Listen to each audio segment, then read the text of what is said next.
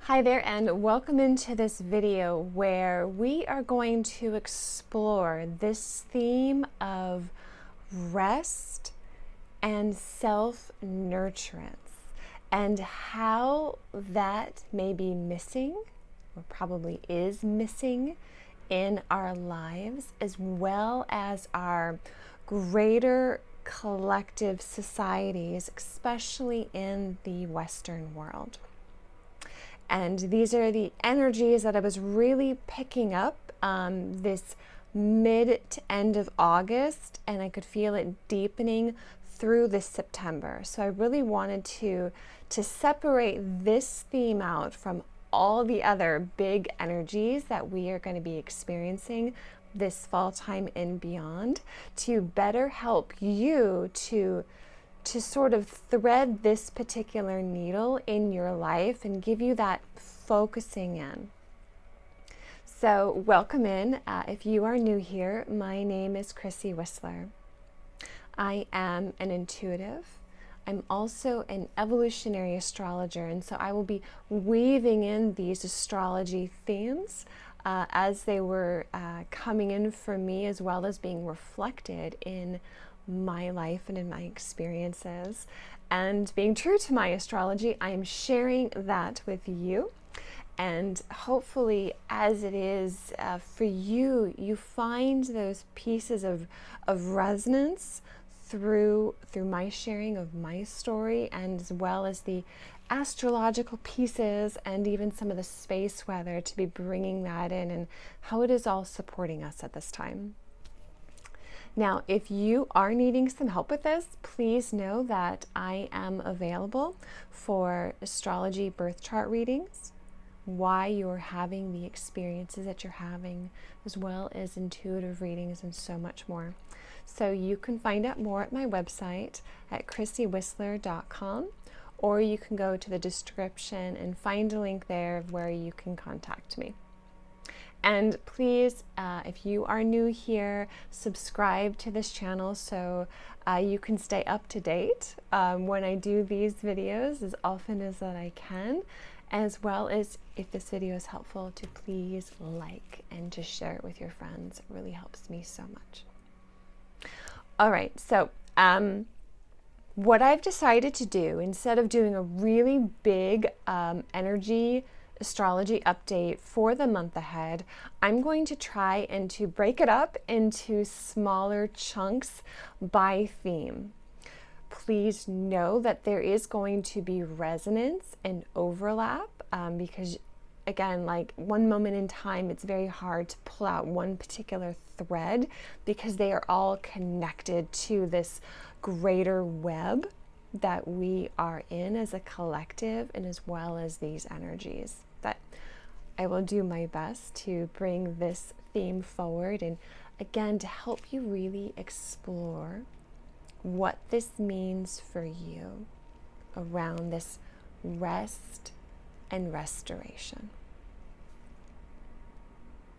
So this came forward for me after a very busy early August. I mean, it was, I do camping a lot with my children, and it was like coming home from one camping trip and then I didn't have a single day of rest, of just like settling into my body.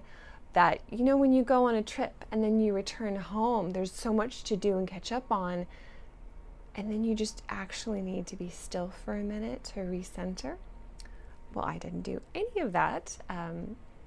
Let me know if you're one of those people who also can have a difficult time resting. That is certainly me. And then I just was like thrust into the next thing. Kate's birthday, and we have another trip coming up. It was just like so nonstop. And driving up to Crater Lake National Park in Oregon, which is absolutely stunning, I just felt the need to finally listen to this audiobook of mine called, not mine, but it's Rest as a Resistance. And it was just like my intuition said, you need to listen to this right now. And so I put it on, And right as I was actually driving past Mount Shasta, and it was so beautiful, not necessarily at the time, this big energy vortex portal that is Mount Shasta. And I'm listening to this book speaking about rest and how it is our right, our divine right as a human being to slow down and rest. Like, I just started sobbing, which is not easy to do while you're trying to drive a very long drive. It was about a 12-hour drive, 12 and a half. So I gotta keep going so we can get to our destination. But it was just like so much grief and anguish coming up from my feminine energy. This deep exhaustion that I felt, and to hear this resonance in this book and her speaking of this importance of rest. And even when we are so busy, yet to still take those few minutes of closing your eyes, slowing down, gazing out a window. It just began this unraveling process, this unfolding journey that I am still on, and I'm bringing it through to you now because the astrology has been so potent and will continue to be potent around this message that it is time to return to rest, to pull back from the busyness of our world, this constant doing, this constant drive to get the next thing off our checklist, the next task to be completed. And yet, I don't know about you guys, but my to-do list never ends. It's like every day I wake up and more is added. And even yesterday, and just for reference sake, I'm filming this on September 6th. But yeah, like yesterday, right as the moon was on top of my Saturn, feeling very emotional and very depressed. I'm like, I had all this business stuff that I needed to get done. These foundation pieces of paperwork, like the Capricorn things our society wants us to do. And I didn't have time to do any of it. And it just got so heavy that when I feel that heavy depressive feeling, I'm like, ooh, I'll bet you that moon is somehow activating my Saturn energy. And sure enough, it was. And it was this pausing within myself to look at those deeper feelings and looking at my day. And it's like, well, I didn't do this or this or this, which, you know, I needed to do for our Capricorn world of structures for the business. I needed to do these things, still need to do those things. But yet, I did do plenty of things. I took care of my home. I made like home cooked meals twice.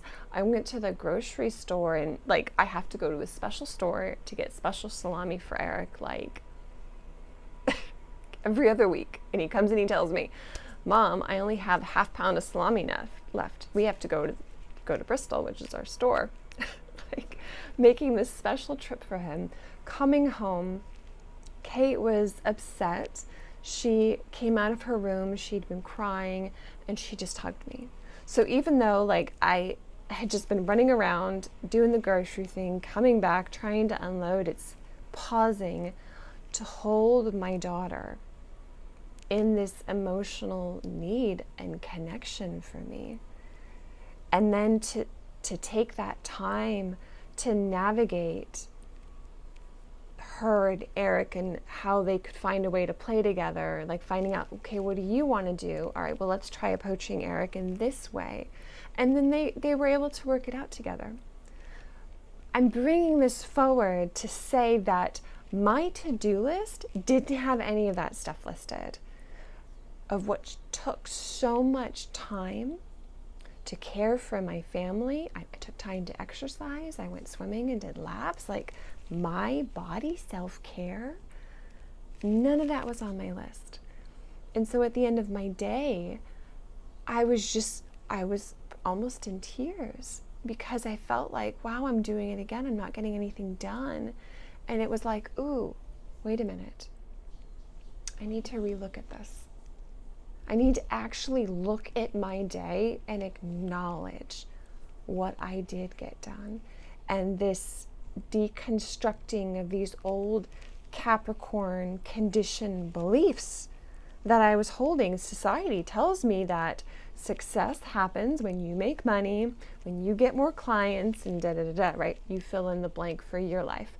Society does not tell me that I have accomplishment and success when I hold my daughter when she's having a rough time, even when I'm like kind of frazzled and just walked in the door. And yet, isn't that actual true success? So I'm having to go in as well and like rewire these parts of myself. Now, some of what I'm speaking of is actually Pluto has moved back on September 1st into the last degree of Capricorn, that 29 degrees. So no surprise at all that this is coming forward for me. Now, I'm bringing in as well, the focus here is on this self-nurturing energy. It is this deconstructing from Capricorn world beliefs, again, like dog eat dog world, you have to fight to survive.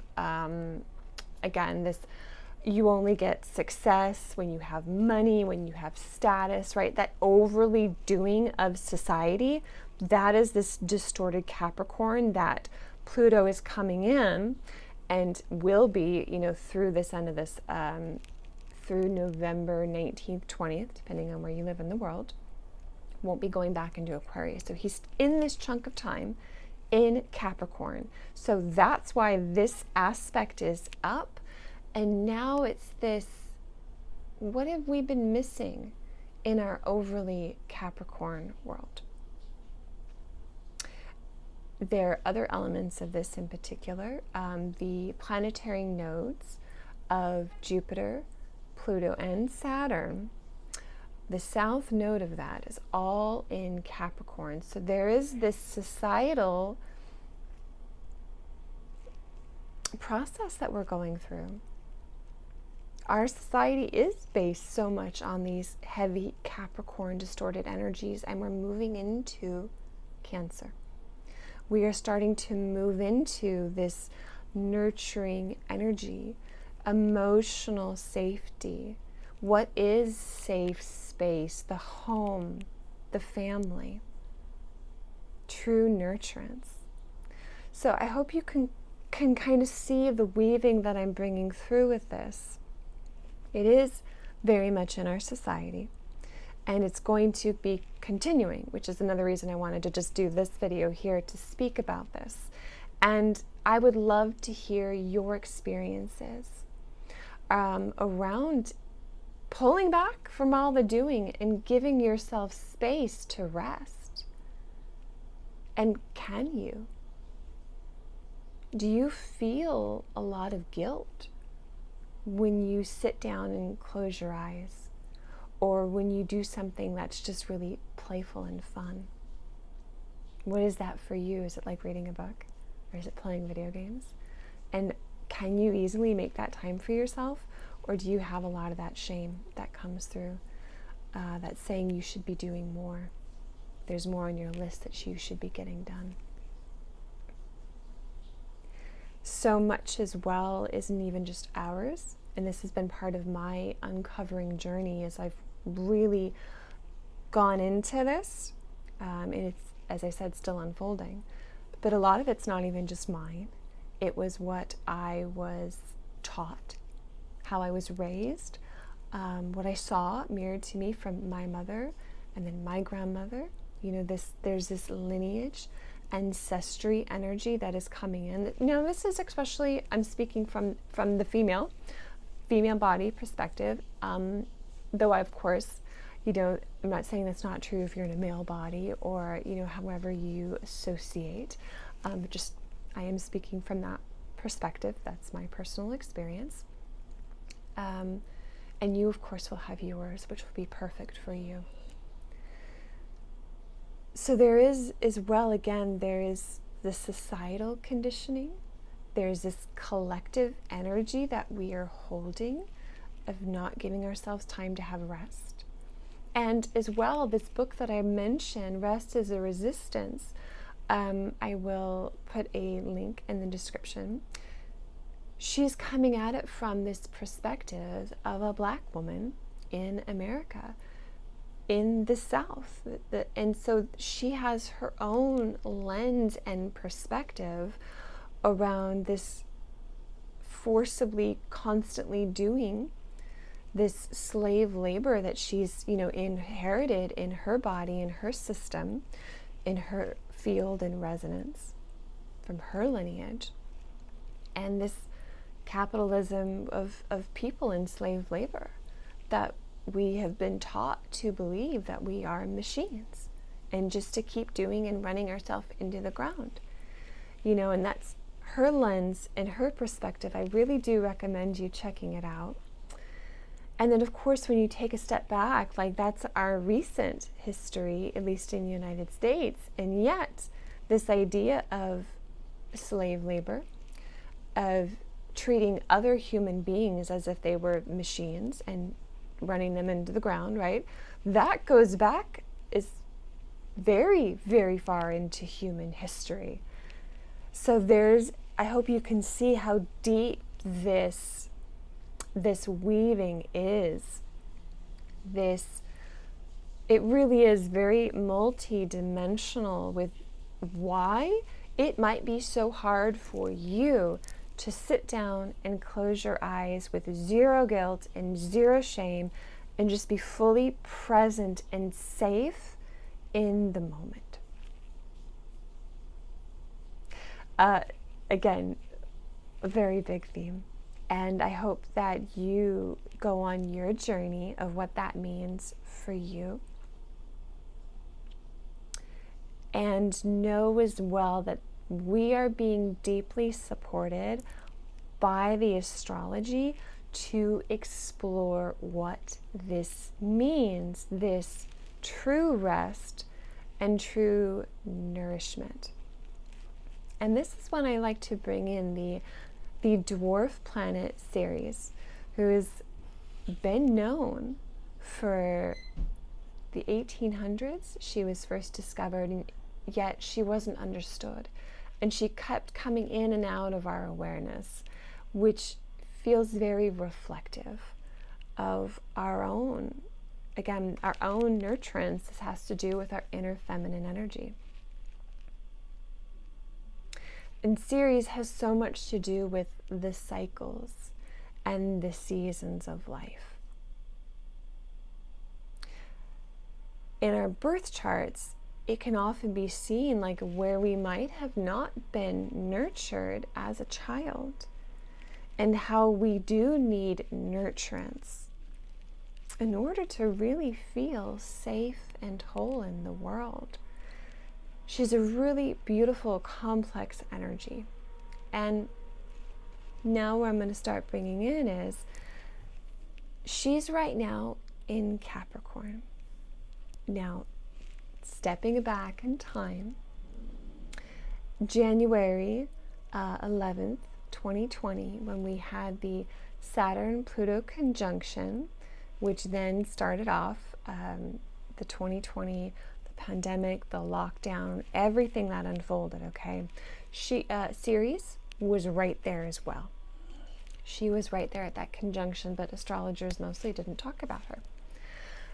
And now here she is, and she's got about a 4.5-year cycle. So she went back through Capricorn, didn't quite reach that degree point where she was at, that 22 degrees. Didn't quite make it, and then she retrograded back. So there is this, what does that mean?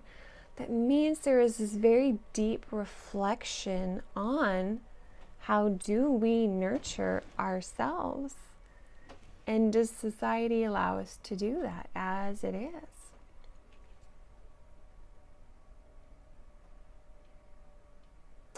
She stationed direct on August 26th.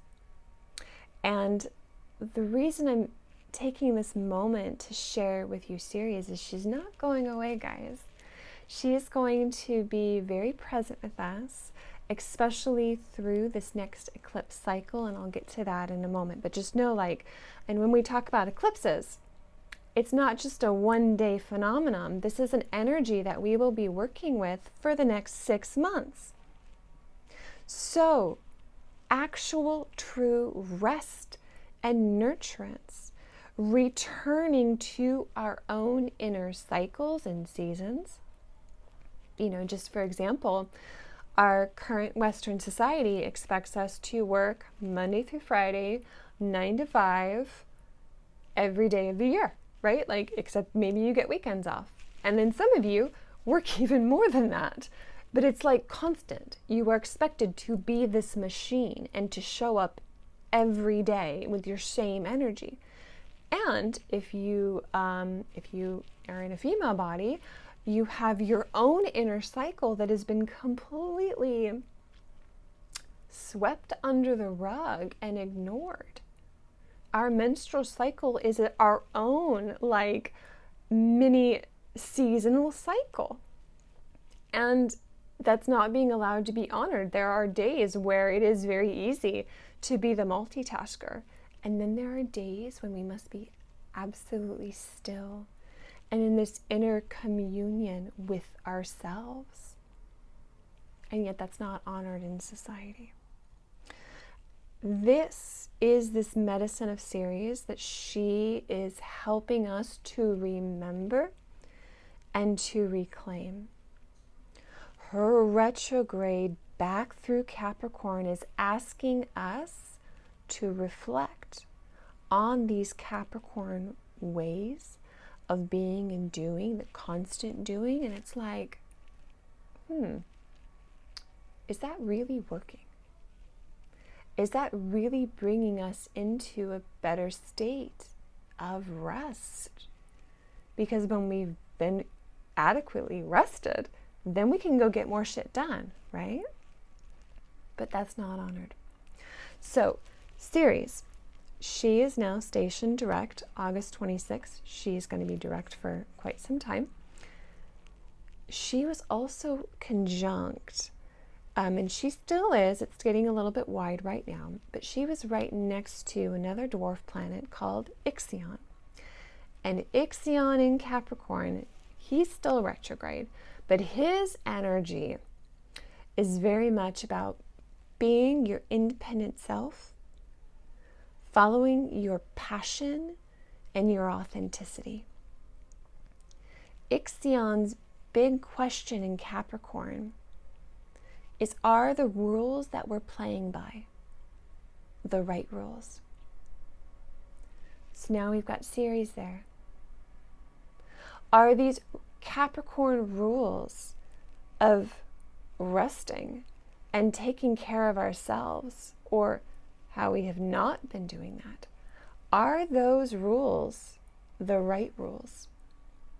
And is it time to change them? We have Quawa there as well.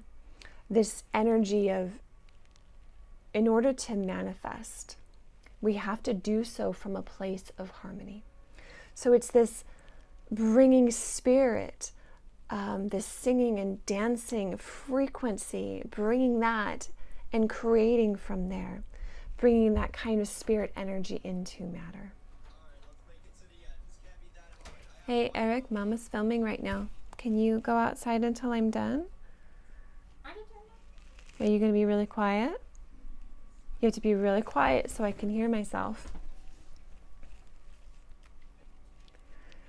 So I've got Eric who has joined us. We'll see how well I can focus if he's, I'll kick him out if he has a hard time, but he turned it down for me.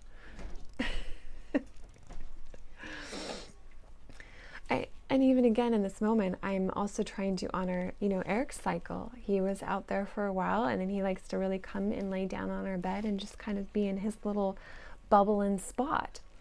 So we'll see how this goes. That I can continue to focus on these messages that are coming through. So I hope that gives you an understanding of what Ceres and Ixion in particular are doing, and this challenging these old rules and asking us to step into a new state of rest for ourselves and what this means. But it does require, again, going into ourselves and pulling out these old beliefs of like, wait, why do I not think that me feeding my family with real food that takes quite a bit of time to prepare, right? Like, how does that not count as doing? And how does that not count as important? So see how this is coming through in your life. And when you start to feel the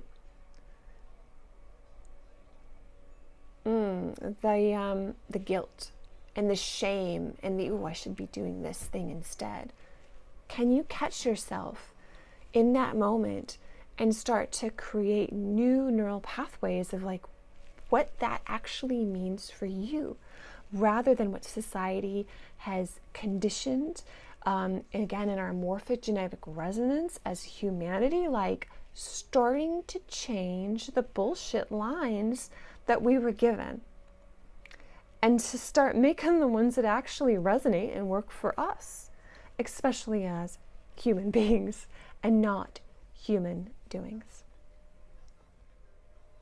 Now, for me, and I won't go into a lot of details about this here, but for me, this really has been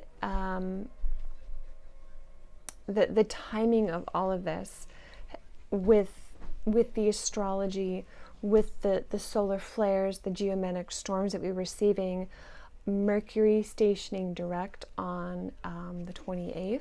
It's actually a day where I was blessed to hold a Minarch ceremony, this initiation of the first bleed for a menstrual cycle. Obviously not for myself, but it was this gift back to myself in time, like myself as that young 12, 13-year-old girl, my season, my cycle, my series hadn't been honored.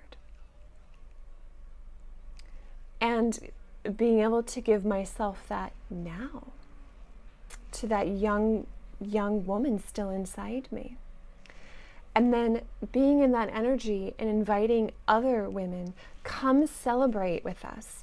Come do this, again, ceremony and celebration of stepping into a maiden energy for this young girl. And the resonance and the ripples, it was so beautiful to see and experience. Even sharing with the grandparents, and I could feel their own inner young woman, just such joy of being seen. And then it's also now, unfolding as it is for the young men. And what is that ceremony celebration for them? And again, like it's bringing in entirely new codes. And it was just absolutely amazing. And I am reconnecting back into my own inner cycle. This is this journey that I'm on. And then to see that this happened right as Ceres went direct, right as Mercury went direct, and we're even doing this ceremony on a very beautifully aligned day in the galactic Mayan calendar. And then meanwhile, again, being supported by the sun, releasing all these solar flares, CMEs, geomagnetic storms the same day. I was just completely blown away by the timing of this. So just know, I'm sharing this to say there's something deeper in the field for so many of us. So I encourage you to start your own exploration on what that means. I'm almost finished, but I'm in a deep journey with the book. I'm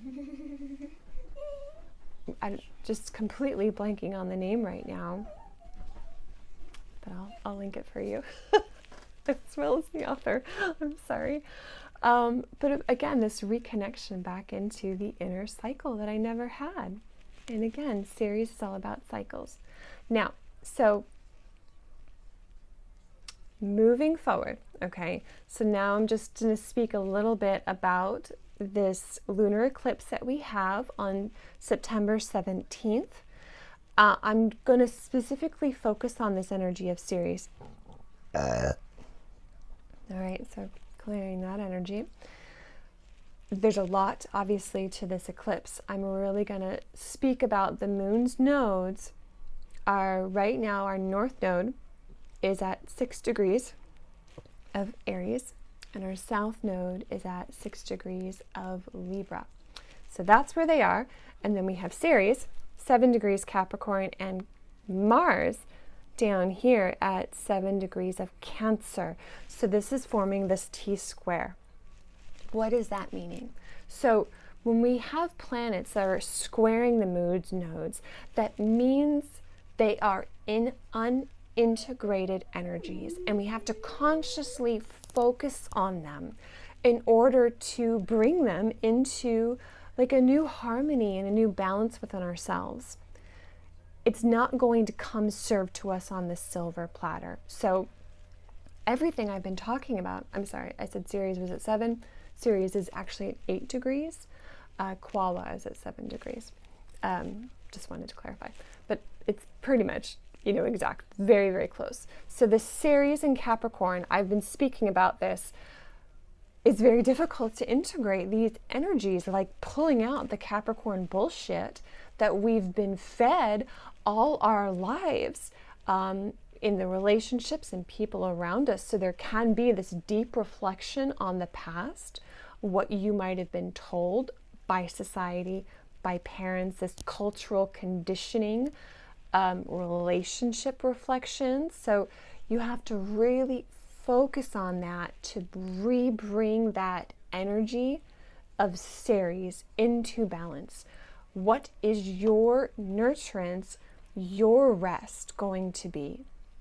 What is your specific cycle that you are working with, and how can you honor that in our world? And there can be this first going back into the past, into these relationships where people might be actually mirroring for you. These may be codependent relationships where you gave yourself your nurturance, your desires away to make the other person happy. So now is this time of standing in your strength and your energy and power and being like, no, I am not going to play that game anymore. That's a bunch of bullshit. I'm going to go do this my way because I deserve it, because I matter too. So that's what the Ceres energy is doing. Now we got Mars in Cancer. And again, it is this necessary need to have safe space to slow down and emotionally digest everything that you've been through, that you've been going through, everything that might be coming up from the greater collective experience. Again, like working at this fractal level, these things might not have a lot to do with you. And they could be very ancestral that you are working with, and it's coming through you. So really slow it down. Give yourself that space to go, well, before you can even go your inner direction where you want to go, that north node in Aries, you need to see it. You need to, again, be in a safe space to process this deep healing that you might have been on, and that might be coming up through this reflection of other people and from that past. Now, this is a lunar eclipse. So there's going to be and it's a supermoon. So that moon is even closer to Earth. So this is shining a big ass light on these particular themes. There's more themes that are involved with this lunar eclipse, but I'm really narrowing in on this energy of nurturance and our own inner emotional self-care. It's going to be very, very big. So think of this as can be a completion of a cycle. This can also just be this boom illumination of like, hey, you need to see this in your life. Now is that time to focus on it. And eclipses are these big pivot points. This is a crossroad moment. If you get an experience of a rug getting ripped out from under you, that's pretty typical of an eclipse period. Like you thought you were going one way and you're like, holy shit, I'm going over here. And that's your soul working with you and for you to get you on the right path and the right direction. So know that whatever is being shown to you, illuminated at this time, especially around these energies of nurturing and rest, true rest, this is going to be resonating and carrying through for the next 6 months. So I do hope that this is helpful. As I said, for myself, like this is a theme that I'm like, wow, I can see this path unfolding, even as I don't fully know where it's taking me or what little bits and pieces are coming up. You know, this exploration for me to give to my children their own cyclic energies and to celebrate them as they step into their own, you know, maidenhood and, you know, that warriorhood, you know, when Eric's time is ready. And what is that even going to look like? How am I going to do it? So just laying these foundations of where there is more balance within our whole life and our whole being, and allowing ourselves as well the space to rest, where we have the masculine energy coming in its healed form, because our masculine has been going through very deep healing, especially this year with Chiron and Aries. That healing journey is still continuing. But when he is there, this is like a warm holding hand behind your back saying, you can take this time to rest. I've got your back, allowing you to dream, allowing you to care for yourself, as opposed to just keep on going, man. Just run yourself into the ground like that hamster on the wheel, like you're a machine. We're leaving that behind and we're coming into something entirely new that hasn't been seen and felt before in a very, very long time. So I hope this video and these experiences that I've been going through resonate for you in some way. And if they do, please let me know in the comments. I really do honor you and your journey. I hope that this has been helpful. If you would like to understand more about how you need nurturance and how you can give that to yourself, I do recommend an astrology birth chart reading so we can see how Ceres is in the background of your life, holding this tempo, this spiritual midwife energy that she is. Just such a beautiful energy. And she's been there. How has she been there? Why has she been doing what she's been doing for you? We can explore so much of that and more in a birth chart reading. So again, you can go to my website. If you find this helpful, please like this video and share this to others who might need to hear this message, that it is not only okay to rest, you need to. And it is your divine right as a human being to be able to give that to yourself, even if life is very, very busy.